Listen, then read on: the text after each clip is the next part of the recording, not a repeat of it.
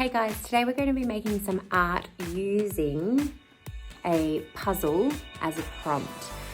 This is the elephant that we're going to be painting. We're going to need to put the puzzle together first. Now, I'm not quite sure why they've created a box for this one that looks so babyish, I guess, because the puzzle's pretty tricky. It took me a little while to put it together, as you'll see in the video.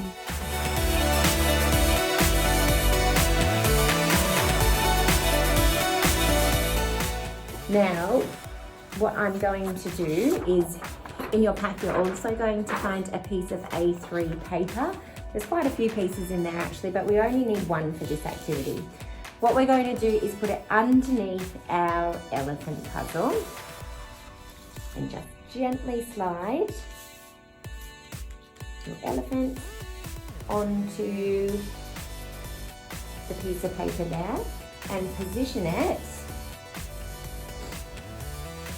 so it's going to fill up the whole board. Okay, now what we're going to do is grab our lead pencil. Let me just take that from here.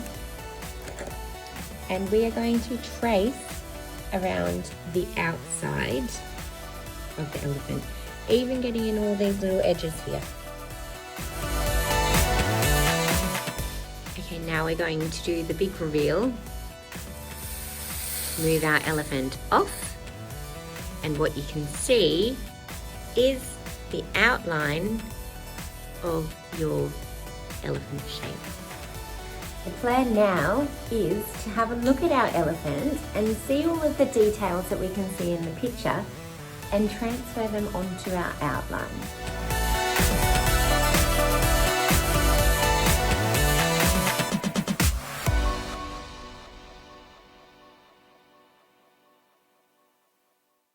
See what I've done here as I continue to draw? You can see lots of lines on my page. Some are really light and some are quite dark. So what I like to do is to start very lightly, just sketching my lines in. And when I feel like I've got them in the right place, then I go over them a little bit darker. And that helps me to just have a little bit of a draw around and get things in the right position. So for here, for example, you can see quite a lot of little different sketches in there. So I've started with a line that came up here. I did it quite lightly. And as I began to add more of my shape in, I realized that that was in the wrong spot. So it wasn't quite the shape that I was looking for, as you can see over here. Then over time, I slightly changed the way that I was drawing it.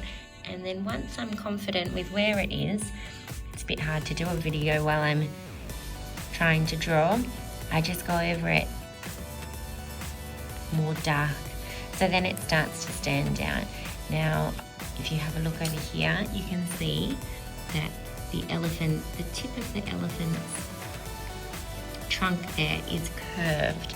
Mine has some corners on it, so I'm going to sketch in a little curve and then go over that bit a little bit darker. So it's okay to have lighter lines in the background. It's just as you get things in the right place, then you make them a little bit darker. And then that's going to help it all to stand out.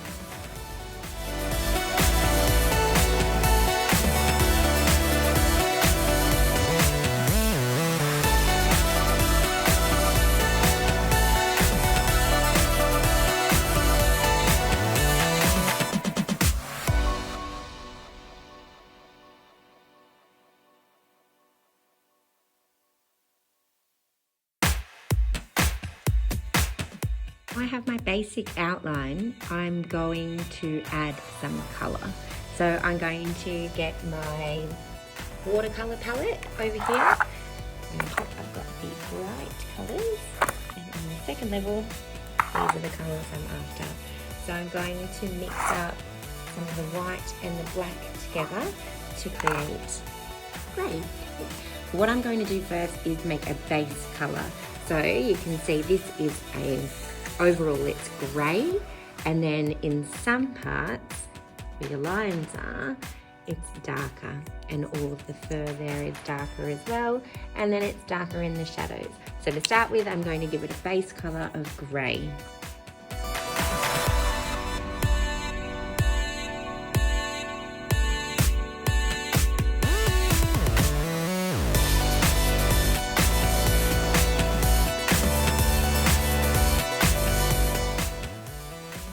As you can see, I've now done my base colour, so it's all a blanket wash of one colour, but you can still see all of the lines there that I have through.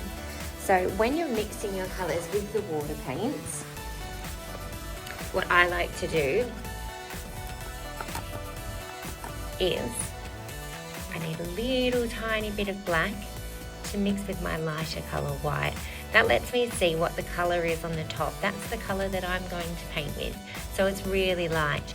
If I wanted to add more black to it and make it a little darker, you can see the colour paint that I've got to work with there. So this is going to help me when it comes time to do my shadowing. Can you see every time I add a little bit more black, it's getting darker and darker. So the next steps that we need to do are to fill in all these dark lines. So I like to start with the darkest bits first. That's the easiest thing for me that stands out and helps to give it a bit of shape. So I can see this leg here, which is this part, is going to be very dark. Underneath the ears over here is going to be very dark as well. So I'm going to put those colours on now. Now just a little bit of a hint.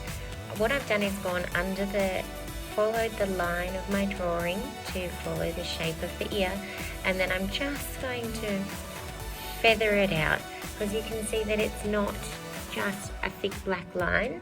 Actually, what we see over here is it starts thick and it gets a little bit thinner as it goes up. So I'm going to try and keep that with mine. So it's a little bit thicker, and then as I go up, it becomes quite thin. Okay, now I've done the same here. I've filled in that back leg. We can add more shape, more colour, more highlights. The more layers we create on our elephant, the more it's going to stand out. So it's looking very basic and maybe a little bit silly at this point. It's my design, and that's what you need to remember. It's your creation. Be proud of it. Give it a go. It starts with learning, and the more you practice, the better and better you get. Okay, now what I've started to do is to have a look at some of the different colours I can see. So I can see a little bit of yellow in here. I've added that to the spaces I can see it on my elephant over there. I can see some white up here, so I'm going to get some lighter colours and start to mix those in. You can also see some white highlights as we go down the trunk. So I've done a couple of different shades down the trunk. Now I'm going to add some lighter colours in there too. As you can see here, I've got quite a lot of black in my white, so all I'm going to do is take that to the sink and give that a rinse off, and it'll clear it all black to the white colour for me minus the black. There you go. Now you can see I've rinsed it all off and I'm back to white. In the eyes here, you can see that they're a little bit blue, so I'm going to mix some of my black into this dark blue here, and using a little fine brush. Okay, from here you can then go through and add the highlights. So you can see that on this elephant here, what really makes it pop out quite a lot are those highlights that you can see up on the forehead, in the ears, down here, even on the toenails. I've just gone through and added a few of the highlights to the toenails to show you what difference it can make. So the more layers we add, the more that's going to pop out. And don't be afraid. The thing is, with watercolors, you can kind of wash over again. I had quite a dark line around here and it was a bit too thick for what I was looking for. So I've just gone over and kind of washed that all out a little bit by adding a lighter white over the top of it to try and tone it down. I have now finished my elephant painting. A few little things that I've changed from the last time that I had the video on. was I've just given another bit of a wash over this here. So last time the hairs that I painted on there, they stood out quite a lot. I've just washed over them to tone them down into the background. I've added a few more highlights on the ears, on the forehead, and over the body of the elephant. I've got a fine black brush and just gone in these dark areas to outline the shape around this ear here, you can see as well, and that's helped it to pop the ear forward and keep a shadow behind it. So that's our painting using a prompt activity, and the purpose of this is for you to really experiment with getting that eye for the detail and transferring that across. Having a play around with your layering, with your shadowing, with your highlights, and creating those layers to create the depth. Now, I really hope that you guys have fun doing this art activity. I really hope you're proud of what you've achieved, and I hope you keep practicing, because the more you practice, the better you're going to get. Be proud of what you've done and put it up on display. See you next time.